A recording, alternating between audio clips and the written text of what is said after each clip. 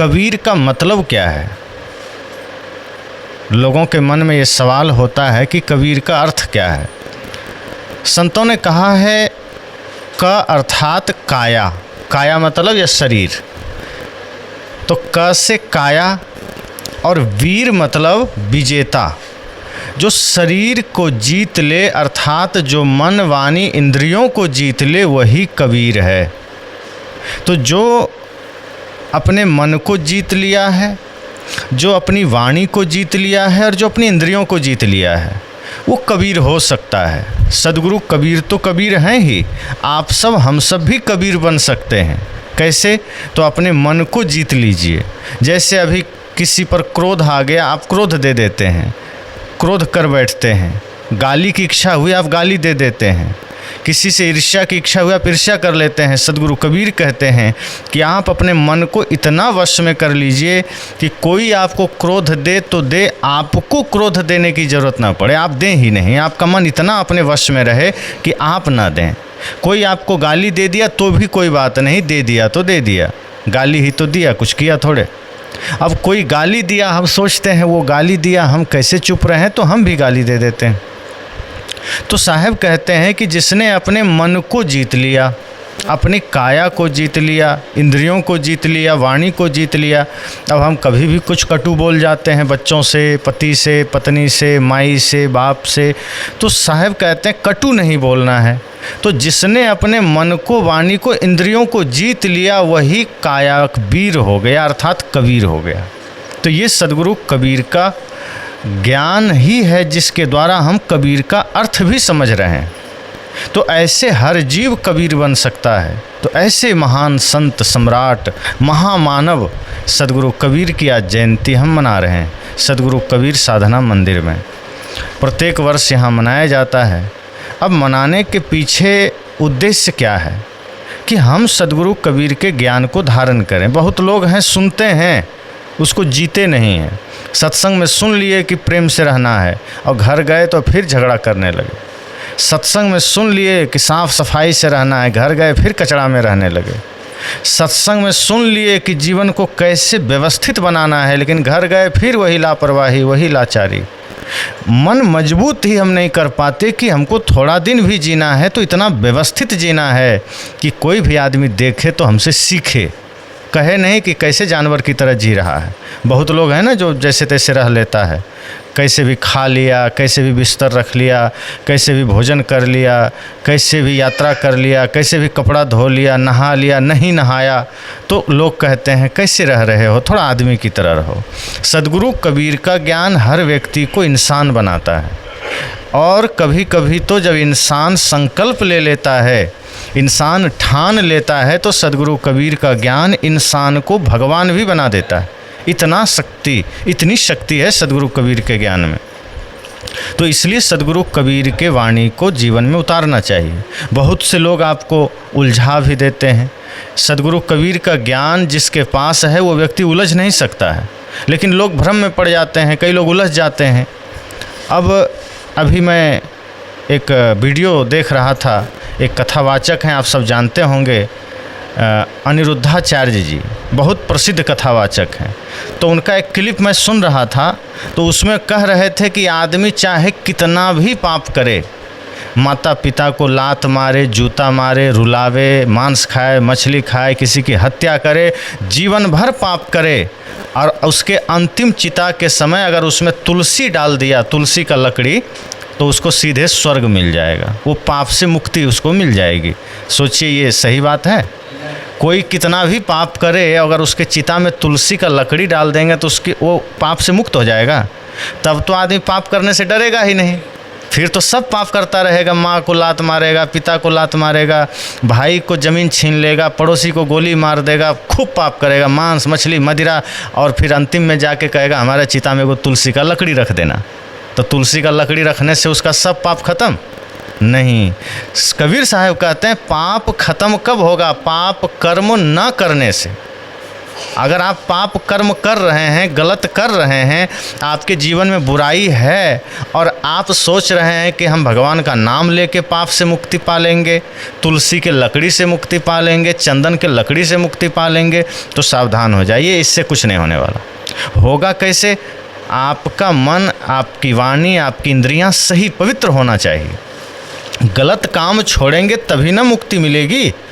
अब जैसे आपको आपके शरीर में कोई रोग लग गया, डॉक्टर ने कहा परहेज करना है और आप परहेज करें ही नहीं और दवाई खाते जाएं, अब बढ़िया बढ़िया दवाई खाएं, तो जब तक परहेज नहीं करेंगे, संयम नहीं करेंगे, दवा काम करेगी? नहीं करेगी। इसलिए सद्गुरु कबीर कहते हैं संयम, अर्थात अगर जीवन में कोई भूल हो गई, कोई पाप हो गया, कोई त्रुटि हो गई तो चिंता नहीं करिए, लेकिन कोशिश करिए कि अब ये पाप ना हो, अब ये भूल ना हो, अब ये गलती ना हो। तो ऐसे सिर्फ नाम ले लेने से, किसी गुरु का दर्शन कर लेने से सिर्फ जीवन का पाप नहीं मिटता है। सद्गुरु कबीर कहते हैं इसके लिए सुंदर कर्म करना पड़ता है, पवित्र कर्म करना पड़ता है। अब जैसे कोई आदमी किसी के साथ खूब गलत व्यवहार कर रहा है, आप अपने आसपास देख लीजिए, बहुत से लोग आपको मिल जाएंगे जो गलत स्वभाव के हैं, गलत आदतें हैं जिनसे आप परेशान रहते हैं। आपके घर में भी कुछ लोग मिल जाएंगे जिनके लिए आप सोचते हैं कि कितना दुष्ट हो गया है, कितना पापी हो गया है, कैसा पाप कर्म कर रहा है। अब उस आदमी को पाप करने दीजिए, दुष्टता करने दीजिए और उसको अंत में लकड़ी दे दीजिए तुलसी का हाथ में, जाओ सब सही हो गया। तो सही हो गया? नहीं होगा। तो सही कैसे होगा? जब तक वो गलत करना छोड़ेगा नहीं। अब कोई माँ को खूब मारे और अंत में भगवान के पास जाके कहे प्रभु हमको माफ़ कर दीजिए, तो क्या माफ़ी मिलेगी? जब माफ़ी कब मिलेगी? जब माँ की सेवा फिर से वो शुरू कर दे, माँ का चरण छुए, माँ को कभी रुलाए नहीं, माँ को कभी तकलीफ़ ना दे, कभी कष्ट ना दे और खूब सेवा करे माँ का, पिता का, तब जा कर के उसका कर्म बढ़िया बनेगा और वो पाप से मुक्त हो सकता है। सिर्फ तुलसी के लकड़ी से नहीं होगा। तो इस तरह से भी आपको सुनने में आता है। और अच्छे अच्छे अनिरुद्धाचार्य जी बढ़िया कथावाचक हैं, उनका विचार बढ़िया रहता है, लेकिन शास्त्रों का मारा, अब जो परंपरा से चला आया है, जो शास्त्रों में लिखा है, उनको कहना पड़ता है। वो भी जानते होंगे कि बिना सही कर्म किए कुछ नहीं मिलेगा, क्योंकि भगवान कृष्ण कहते हैं कि आपका कर्म सही होना चाहिए, आपका विचार सही होना चाहिए। अगर ऐसा होता कि कर्म चाहे जैसा भी हो, भगवान की कृपा हो जाती, तो भगवान की कृपा दुर्योधन पर हो जाती कि नहीं? लेकिन भगवान कृष्ण दुर्योधन का साथ दिए? नहीं दिए। क्यों नहीं दिए? क्योंकि वो गलत काम करता था। भगवान कृष्ण किसका साथ दिया? अर्जुन का, क्योंकि वो सही काम कर रहा था, वो धर्म की स्थापना कर रहा था। तो जो गलत कर रहा है, पाप कर रहा है, जब उस समय भगवान उसका साथ नहीं दिए। राम जी रावण का साथ दिए? नहीं दिए, रावण को मारे। अगर रावण गलती कर रहा था तो राम जी माफ़ कर देते, कोई बात नहीं, मेरा एक बार नाम ले लो, तेरा बेड़ा पार हो जाएगा।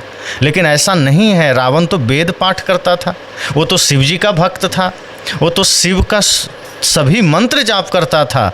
तो इतना सारा भगवान का मंत्र जाप करने के बाद भी रावण क्यों मारा? क्यों मरा? राम जी ने क्यों मारा? नहीं मारना चाहिए, क्योंकि वो तो शिव जी का नाम ले रहा है, वो तो ओम नमः शिवाय का जाप कर रहा था। तो ओम नमः शिवाय का जाप करने के बाद भी, दुर्गा माता का पूजा करने के बाद भी रावण मारा गया राम जी के हाथों। क्यों? क्योंकि वो गलत काम करना नहीं छोड़ा। इसी तरह से भगवान कृष्ण ने दुर्योधन का साथ नहीं दिया, क्योंकि वो पिता का बात नहीं माना, भीष्म पितामह का बात नहीं माना, पूरे परिवार में किसी का नहीं माना, अधर्म के रास्ते पर चल पड़ा।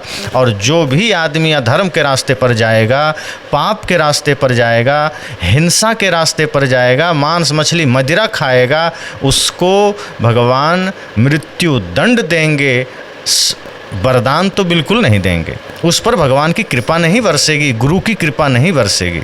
जो गलत काम करेगा उस पर कभी गुरु का आशीर्वाद नहीं मिलता, उसको मिलेगा ही नहीं। इसलिए अगर ये कहता है कोई कि बेलपत्र से काम बन जाएगा, तुलसी से काम बन जाएगा, तो समझ जाइए ये छलावा है, ये सत्य नहीं है। सत्य ये है कि आप सही काम करिए। सद्गुरु कबीर कहते हैं जो अपने काया को, अपने मन को, अपने वचन को जीत लिया वो कबीर बन गया। और जो सबके साथ मीठा व्यवहार रखता है, मधुर व्यवहार रखता है, वो इंसान है। और साहब तो कहते हैं जो दूसरे की पीड़ा को हर ले जो दूसरे के कष्ट का हरण कर ले वो भगवान भी बन जाता है। तो ऐसे संत सम्राट सद्गुरु कबीर की जयंती हम आज मना रहे हैं। हम सबको ये चेष्टा करनी चाहिए, कोशिश करनी चाहिए कि जीवन थोड़ा है, कब मौत आ जाए कोई जानता है? कब मृत्यु आकर आपके सामने खड़ी हो जाए किसी को पता है? नहीं पता है। तो मृत्यु तो आएगी। और कमाया कुछ नहीं, कोई काम नहीं किया, काम कौन सा किया? तो खेत खलिहान, ज़मीन, घर, मकान, दुकान, कपड़ा लत्ता, बस इतना ही काम करके और अंत में अग्नि में जल जाना है। क्या इतने काम के लिए शरीर मिला था? ये शरीर मिला था गुरु का भजन करने के लिए। ये शरीर मिला है कल्याण करने के लिए, धर्म के रास्ते पर चलने के लिए। लेकिन जिसके लिए शरीर मिला वही काम नहीं कर रहे हैं, बाकी सब कर रहे हैं। संसार के पीछे दीवाने बन गए। जो ज़मीन, जो धन, जो रिश्ते नाते छूटना है उसके पीछे प्राण गंवा रहे हैं, उसके पीछे भागे चले जा रहे हैं। लेकिन जो धर्म आपका साथ कभी नहीं छोड़ेगा, जो भक्ति कभी नहीं छूटेगी, जो गुरु का आशीर्वाद कभी नहीं छूटेगा, उसके लिए कभी प्रयास ही नहीं करते। किसी को कहो सत्संग में चलना है, क्या करें, बहुत काम है, खेत में ज़मीन है, माल जाल है, समय कहाँ मिलता है, नहीं जा सकते। ड्यूटी करते हैं, कहाँ जाएं, बच्चे स्कूल जाते हैं, कहाँ से समय मिलेगा, खेती का समय है, कहाँ समय मिलेगा। और जिस दिन मौत आ जाएगी सब समय धरा रह जाएगा, आपको उठा के ले चला जाएगा। और तब आप कहेंगे थोड़ा समय दे दो हमको, थोड़ा धर्म का काम करना है, थोड़ा पुण्य का काम करना है, थोड़ा भक्ति का काम करना है। तो मौत कहेगी नहीं, तुमको बहुत समय दिए थे, तुमने किया ही नहीं। तुम तो संसार में समय को लगा दिया, तुम तो खेत में काम करने में लगे रहे, तुम तो धन के पीछे लगे रहे। मौत कहती है अरे धन उतना ही कमाओ जितना में पेट भरे, कपड़े चाहिए किस लिए? शरीर को ढकने के लिए। लेकिन मेहनत के बाद, शरीर को खिलाने पिलाने के बाद थोड़ा समय तो भजन के लिए निकालो, थोड़ा समय तो धर्म के लिए निकालो। यदि आप पूरा समय संसार में ही लगा दिए, शरीर में ही लगा दिए और मौत आ गई तो आपको लगेगा ना कि मैंने कुछ नहीं किया, कोई काम नहीं किया, सारा काम धरा रह गया। तो इसलिए जाने से पहले वो काम करना है जो सद्गुरु कबीर कहते हैं कि ऐसी करनी कर चलो हम हंसें जग रोए। किसी ने और भी कहा है, जिंदगी ऐसी बना जिंदा रहे दिल साध तू, तू न हो दुनिया में तो दुनिया को आए याद तू। किसी ने कहा कि दुनिया में अगर आप आए हैं तो जीवन को ऐसा बना लीजिए कि आप न भी रहें तो आपको लोग याद करें, बढ़िया से स्मरण करें कि कितना बढ़िया भला आदमी था। ऐसा कोई काम तो करिए। दिन रात हाय हाय किए चले जा रहे हैं, कभी बेटा, कभी बेटी, कभी पोता, कभी पोती, इससे मन हटता ही नहीं है, निरंतर उसी में मन लगा हुआ है। और जब नहीं हटता है तो मौत आके खुद हटा देती है कि जाओ अब तुम हाय हाय करते रहना, राख बना देता है, जला दिया, मार दिया। इसलिए साहब कहते हैं कि जिसने अपने काया को जीत लिया, जिसने अपने मन को जीत लिया, वो खुद भी कबीर हो गया। वो फिर कभी भ्रम में नहीं पड़ेगा, वो फिर गलत काम नहीं करेगा। मन से हम गलत काम कर रहे हैं, वाणी से गलत काम कर रहे हैं। मन से गलत काम क्या है?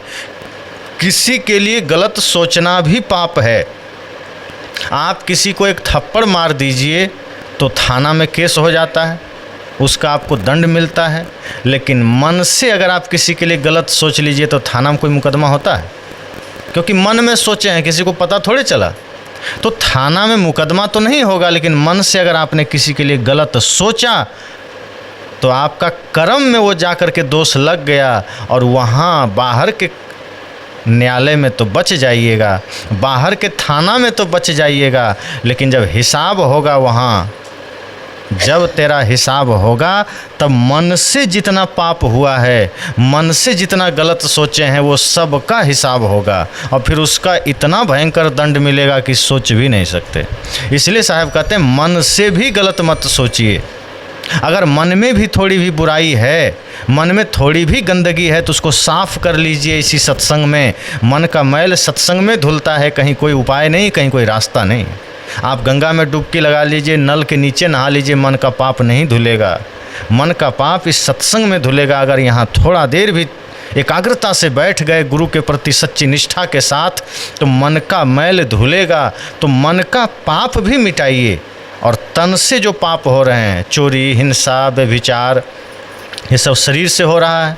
हिंसा, किसी के साथ गलत कर रहे हैं, शरीर से कर रहे हैं। और वाणी से भी पाप हो रहा है, किसी को गाली दे रहे हैं, किसी की निंदा कर रहे हैं, किसी की चुगली कर रहे हैं, किसी पर क्रोध कर रहे हैं, तो वाणी से भी गलत नहीं करना है।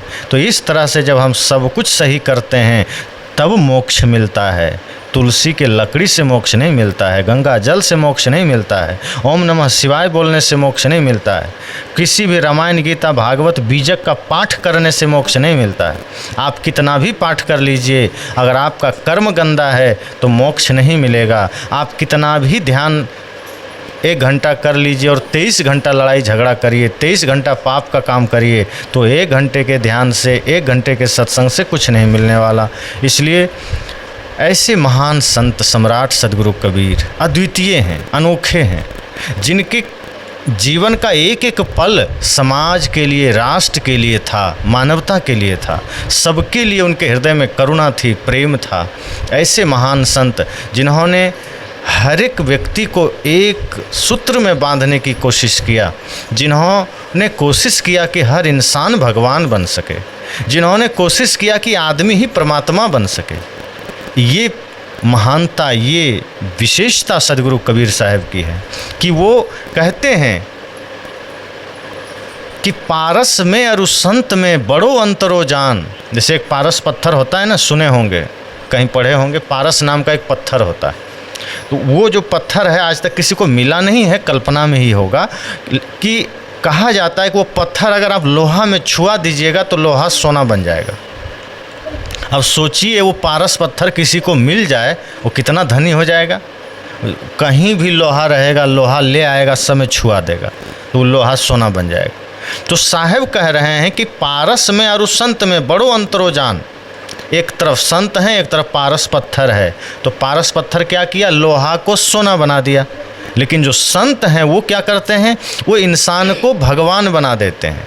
गुरु कर ले आप समान। गुरु शिष्य नहीं बनाते, गुरु गुरु ही बना देते हैं। जैसा खुद होते हैं वैसा ही चेला को बना देते हैं, वैसा ही शिष्य को बना देते हैं। इसलिए पारस से भी महान है गुरु। तो इसलिए सद्गुरु कबीर के इस वाणी को, इस विचार को धारण करिए और कोशिश करिए कि सदैव मन वाणी में पवित्रता बनी रहे। चूँकि पाप से मुक्ति तभी मिलेगी जब पाप काम करना छोड़ेंगे, झूठ छोड़ेंगे। नहीं तो कितना भी भगवान की उपासना कर लीजिए, पूजा कर लीजिए, माला जप लीजिए, तुलसी का माला पहन लीजिए, चंदन का माला पहन लीजिए, कि चिता चंदन से जला दी जाए कि तुलसी से जला दी जाए, पाप से मुक्ति नहीं मिलेगी। पाप से मुक्ति तभी मिलेगी जब पाप कर्म छोड़ेंगे। तो यही संकल्प लीजिए, यही विचार कीजिए। आज सद्गुरु कबीर जयंती के अवसर पर आप सबको शुभकामनाएं हैं कि आप सभी प्रयास करिए जीवन में अपने अपने दुखों को थोड़ा समझिए कि ये जो दुख मिल रहे हैं कोई दिया नहीं है, आपके कर्मों का फल है। अभी भी अगर सुधार नहीं किए, अभी भी जीवन में चेते नहीं, तो ये दुख बढ़ेगा और फिर अगले जन्म तक पीछा नहीं छोड़ेगा। इसलिए कुछ धर्म का काम करते चलिए, कुछ पुण्य का काम करते चलिए, खुद भी खाइए, औरों को भी खिलाते चलिए, कुछ लीजिए, कुछ देते चलिए, असहाय गरीब की सेवा करते चलिए, बन पड़े गुरु संत की सेवा करते चलिए। क्योंकि जो गुरु और संत होते हैं ना, वो समाज हित में काम करते हैं, वो मानवता के हित में करते हैं, उनका जीवन समाज के लिए है। तो जो संत अपना जीवन समाज के लिए समर्पित कर दिए, अगर ऐसे संत की आप सेवा करेंगे तो आपका भी उद्धार हो जाएगा, आपका भी कल्याण हो जाएगा।